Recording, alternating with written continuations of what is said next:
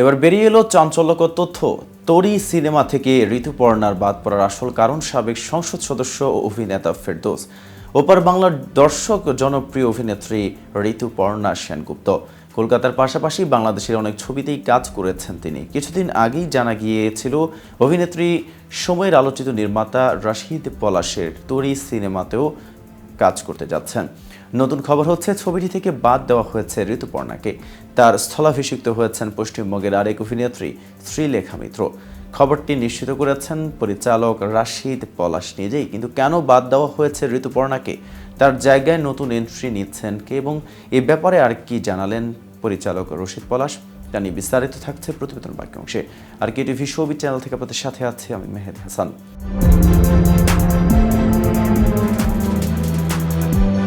মূলত চিত্রনায়ক ও সাবেক সংসদ সদস্য ফেরদৌস আহমেদের সঙ্গে বন্ধুত্ব ঋতুপর্ণার।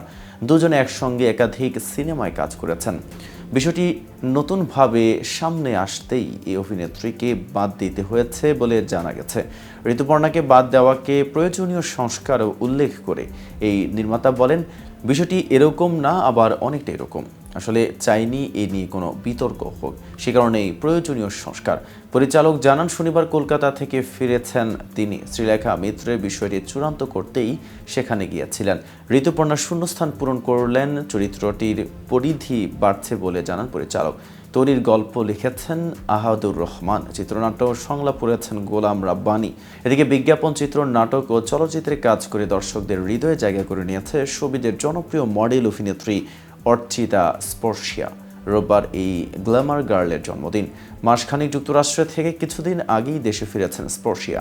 ফিরেছেন ক্যামেরার সামনেও। নাটক, বিজ্ঞাপনে অভিনয়ের পাশাপাশি অংশ নিচ্ছেন শোবিজের বিভিন্ন আয়োজনেও।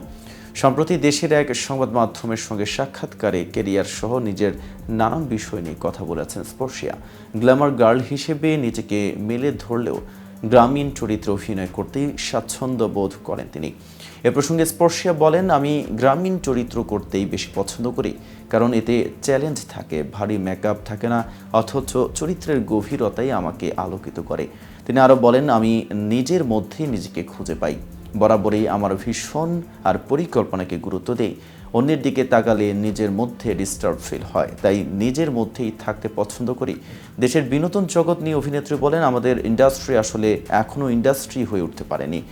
একসময়ে মানসম্পন্ন কাজ হলে বর্তমানে অনেকটাই পিছিয়ে পড়েছে। সিনেমা বা ওটিটি যেটাই হোক না কেন, কাজটি ভালো হতে হবে। আমি সবসময় চেষ্টা করি শ্রেষ্ঠটুকু দেওয়ার।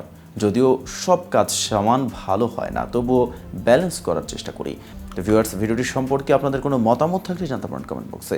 সাথে নিয়মিত শোবিজ আপডেট পেতে কেটিভি শোবিজের সাথেই থাকুন।